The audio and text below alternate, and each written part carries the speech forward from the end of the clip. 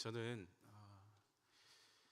이 엘리야가 등장하는 이 열왕기상 17장 말씀을 가지고 우리 성도님들과 은혜를 나누길 원합니다. 저는 온전한 신앙이란 게 무엇일까 많은 고민을 해보았습니다. 제가 어린 시절에 저희 교회에 있던 장로님께서 서문시장에서 일을 하고 계셨습니다. 그런데 이 서문시장에 얼마 전에도 큰 불이 났지만 그때 당시에 굉장히 큰 불이 났던 걸로 기억하고 있습니다.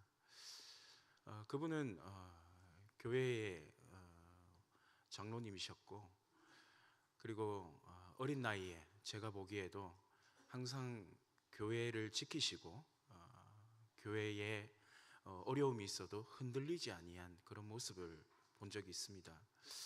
잘 아시다시피 서문시장의 이런 취약한 환경 때문에 물품 보상이나 이런 것들이 어렵다라는 것을 제가 크고 나서 알게 되었는데, 그때 당시에는 얼마나 더 힘들었겠습니까? 근데 그 장로님께서는 한 번도 흔들리지 아니하시고 주의 교회를 섬기는데, 또한 목사님의 목양을 보좌하는데, 또한 어린 아이였던, 또한 철없는 어린 아이였던 저와 저희 친구들을 돌봐주시는데 한결같은 모습을 보여줬던 모습을 기억합니다. 저는 이 본문을 통해서 온전한 신앙이란 무엇일까 다시 한번 우리 성도님들과 은혜를 나누기를 원합니다. 제가 읽은 본문은요 17절부터 시작이 되는데요, 이 본문은 이 일 후에라고 하면서 그 앞의 일과 이어지는 장면을 얘기하고 있습니다. 이것을 알기 위해서는 조금 17장 전반적인 내용을 더불어 볼 필요가 있는데요, 17장의 내용은 어느 한 지역에 나타난 이 엘리야의 등장입니다. 이때 당시에는 북이스라엘의 타락, 그리고 오므리 왕조 이후에 오므리 왕조가 하나님 앞에서 악을 행하였는데, 하나님의 그 분노함이 거의 최고점을 이르렀을 때에 이제 그의 아들 아합이 또 그 왕위를 잇게 되죠. 그런데 그 아합 왕이 다시금 그 아버지의 뒤를 이어서 그 악을 행하는, 심지어는 이 시돈에 사는 이세벨과 결혼하게 됨으로써 이 바알 장려 정책을 실행하려고 하는 때였습니다. 근데 그때 당시에 이 엘리야가 등장을 하게 돼요.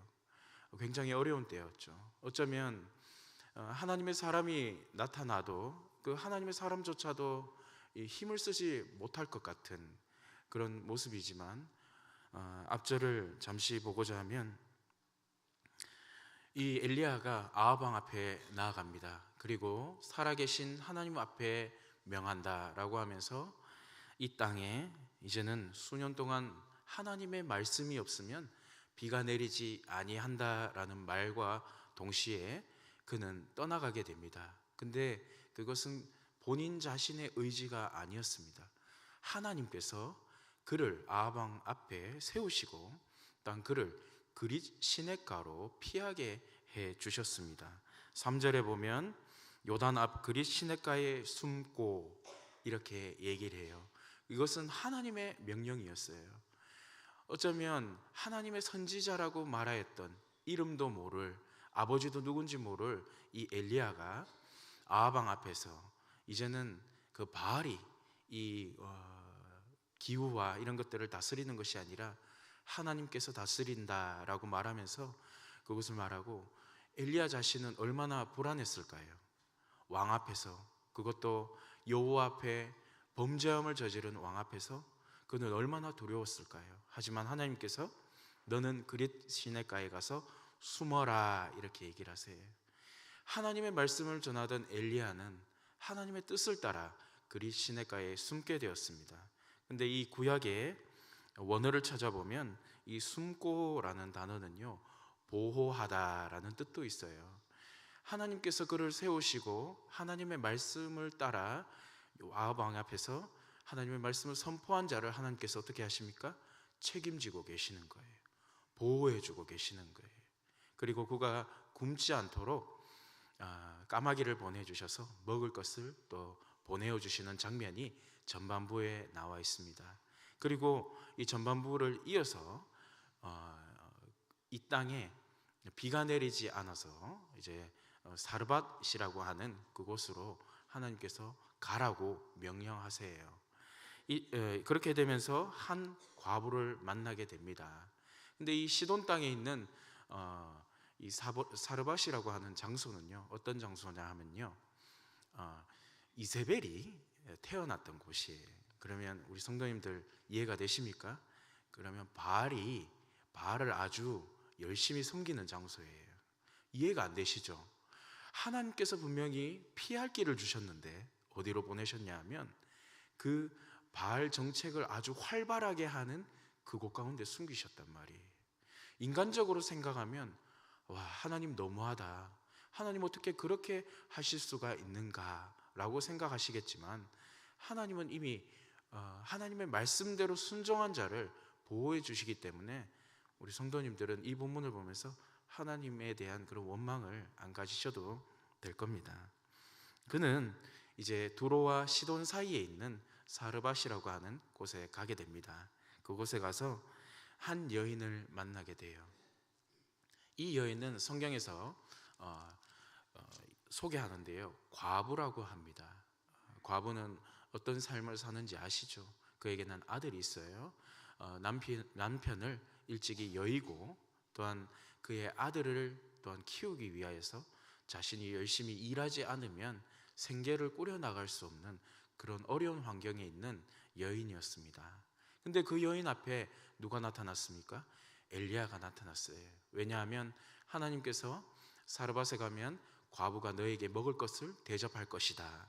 엘리야는 그 말씀대로 순종한 거예요.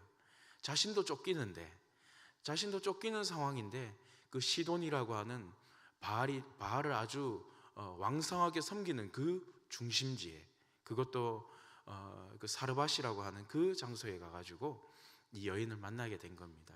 근데 이 여인의 삶도 처절해요. 오늘 본문에서는 저희가 읽진 않았지만 이 여인도 이제는 자신이 가지고 있는 이 통에 있는 가루와 기름을 가지고 이제 마지막으로 이것을 요리해서 먹으면 자신의 삶도 이제 끝이 날 것이다, 이렇게 소개를 하고 있어요. 왜 이렇게 하고 있냐면요, 이때 당시에 이 사르밧이라고 하는 곳은요 굉장히 경제적으로 풍요한 곳이었습니다. 근데 여기서 구할 수 있는 것은 이 어떤 이제 먹을 것과 이런 기름들이 잘 나는 곳인데, 이제 가뭄이 이어져 오니까 자신들도 이제 먹을 것을 구할 수가 없는 거예요. 근데 이방 사람이었던 한 사람 엘리야가 나타나서 나에게 물을 좀 주십시오 이렇게 하니까, 이 여인에게 있어서는 그 이방 사람이 나에게 물을 달라고 하는 것은 사실 어려운 게 아니에요. 왜냐하면 고대 근동 사회에서는요, 이 물을 달라라고 하는 것은요 최소한의 예의예요. 최소한의 예의. 그러니까 다른 사람들을 이렇게 뭐랄까요, 잠시 만나서 최소한도로 할 수 있는 것들이에요. 근데 엘리야가 뭐라고 요구를 합니까? 그것을 가루와 기름을 가지고 떡을 좀 만들어서 달라, 먹을 것을 달라, 이렇게 얘기를 한 거예요. 여인의 입장에서 한번 보십시오. 자신도 이제 먹을 것이 없어요. 자신의 아들과 그것을 먹으면 자신은 이제 더 이상 의지할 것이 없기 때문에 죽을 것이라는 각오를 하고 있거든요. 그런데 그 여인을 향하여 엘리야가 뭐라고 얘기합니까? 두려워하지 말라, 내 말대로 해라, 이렇게 얘기를 해요. 그러면서 이렇게 얘기합니다.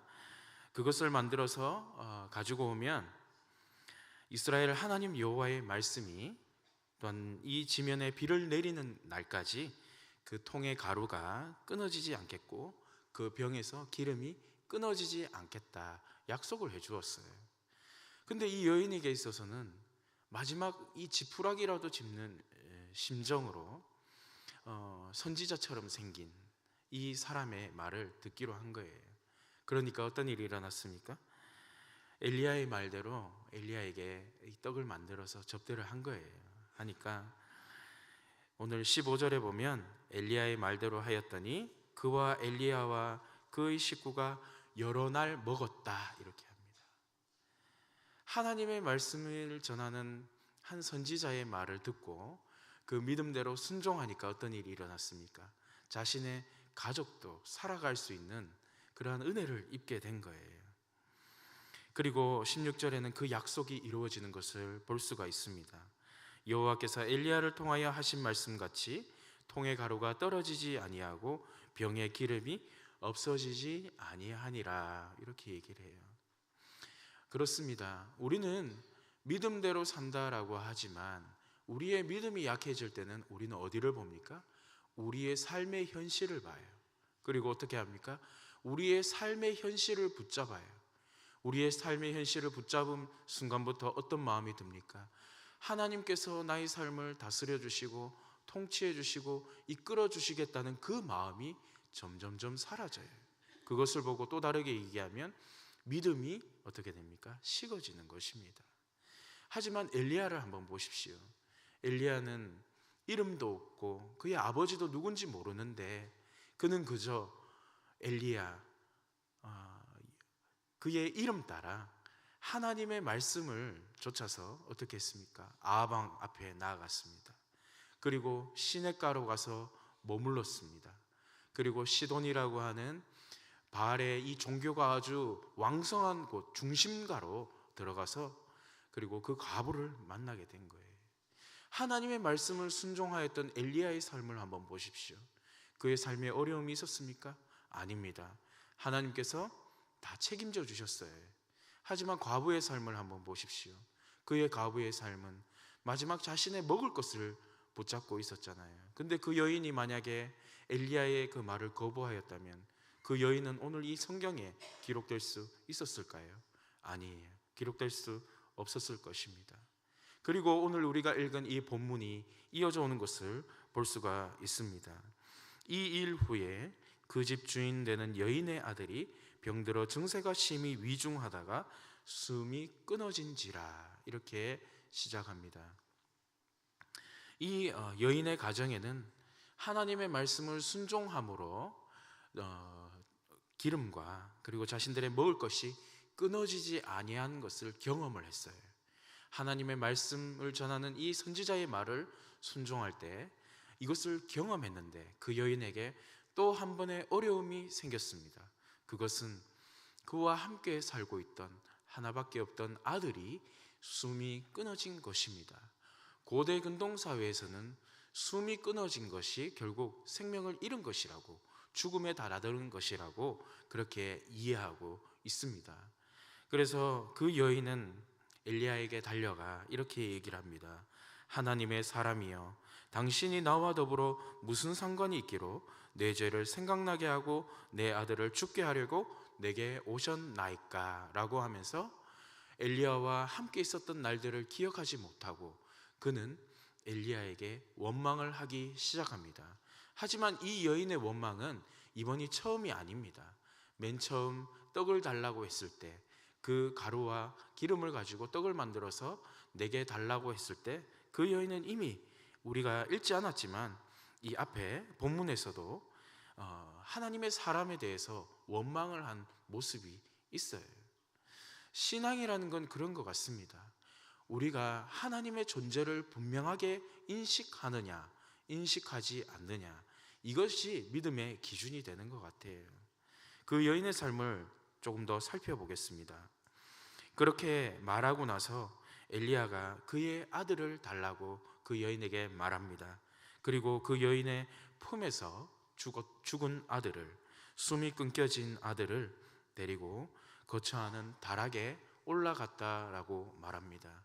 우리가 생각할 때는 이 다락방이라고 하는 것은 좁고 낮고 그리고 좀 창이 적어서 빛이 덜 들어올 거라고 생각하시겠지만 고대 근동에서는 이 시대에는 다락방은 손님을 접대하기에 굉장히 큰 방이고 그리고 굉장히 넓은 방이고 굉장히 좋은 방입니다.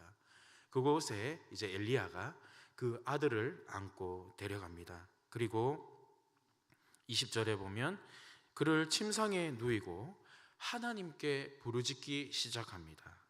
내 하나님 여호와여, 주께서 내가 우거하는 집 과부에게 재앙을 내리사 그 아들이 죽게 하셨나이까 하고. 이것은 누구의 기도입니까? 이 여인의 기도잖아요. 내 죄를 생각나게 하시고, 그 앞절에 나오죠.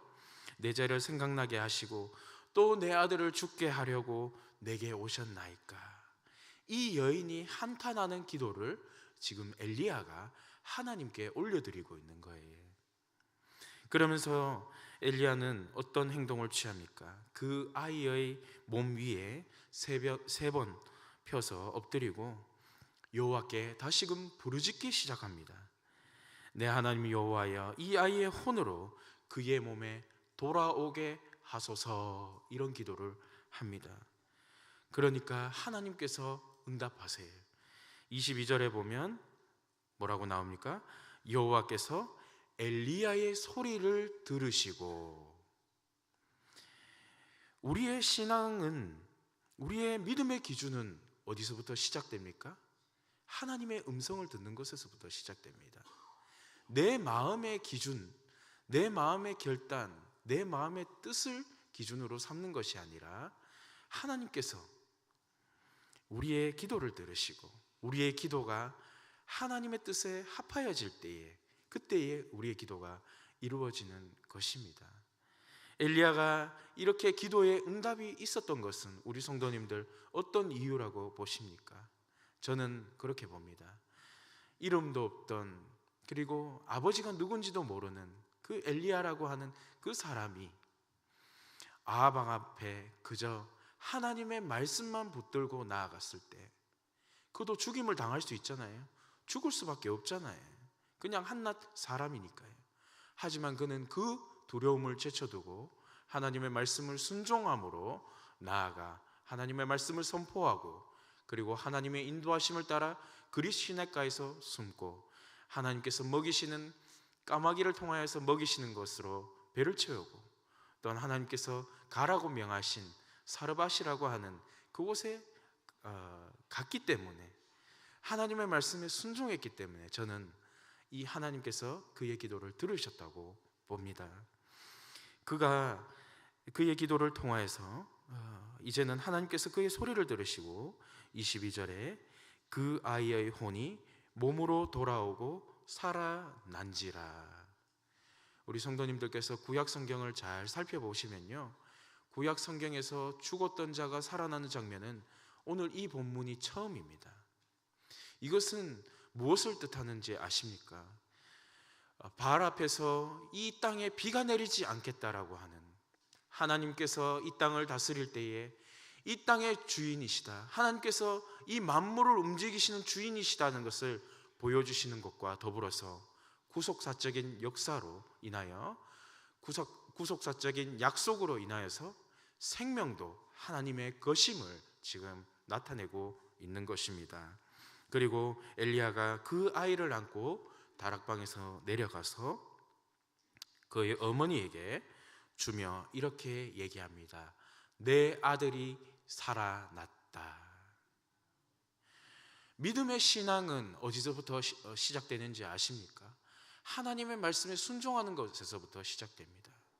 하나님의 말씀에 순종하면서, 그리고 발견되어지는 하나님의 역사를 경험하는 것에서부터 시작돼요. 근데 보입니까? 보이지 않습니다. 구약에 보면 하나님께서 아브라함을 불러서 어떻게 하십니까? 하늘의 별을 보여주세요, 바다의 모래를 보여주세요. 그러면서 뭐라고 얘기하십니까? 내 민족이 하늘의 별과 같이 많아질 것이다, 내 자손들이 바다의 모래와 같이 많아질 것이다. 그 다음 어떻게 됩니까? 아브라함은 그때부터 고난의 삶이 시작되는 거예요. 근데 아브라함이 그 약속을 믿고 쫓아갔기 때문에 믿음의 선조가 되었던 것입니다. 믿음의 조상이 되었던 것입니다. 우리도 오늘 이 엘리야처럼 이러한 믿음의 선조가 되었으면 좋겠어요. 믿음의 주인공이 되었으면 좋겠어요. 이러한 삶을 살 때에 오늘 이 여인의 고백을 마지막으로 살펴보길 원합니다. 여인이 엘리야에게 이르되 내가 이제야 당신은 하나님의 사람이시요 당신의 입에 있는 여호와의 말씀이 진실한 줄 아노라. 놀랍지 않습니까? 오늘 믿음을 가진 하나님의 말씀을 순종한 한 사람 때문에 한 가정이 구원을 받았어요. 심지어는 그 가정의 죽은 아들이 살아났습니다. 이것이 바로 믿음의 순종을 따른 결과인 것입니다. 그리고 믿지 않는 자, 믿지 않는 이 여인이 어떻게 됐습니까? 하나님을 찬양하는 장면을 보게 된 것입니다. 우리 성도님들도 믿음의 순종함으로 주님 앞에 나아가서 이제는 믿지 않는 자들이 예수 믿는 자들의 삶이 이런 것이구나, 그리스도인의 향기로 살아가는 것이 이런 것이구나, 나도 그 예수에 대해서 듣고 싶다, 나도 그 하나님에 대해서 듣고 싶다, 이런 고백이 많이 일어나는 우리 성도님들의 삶이 되시길 바랍니다. 기도하겠습니다.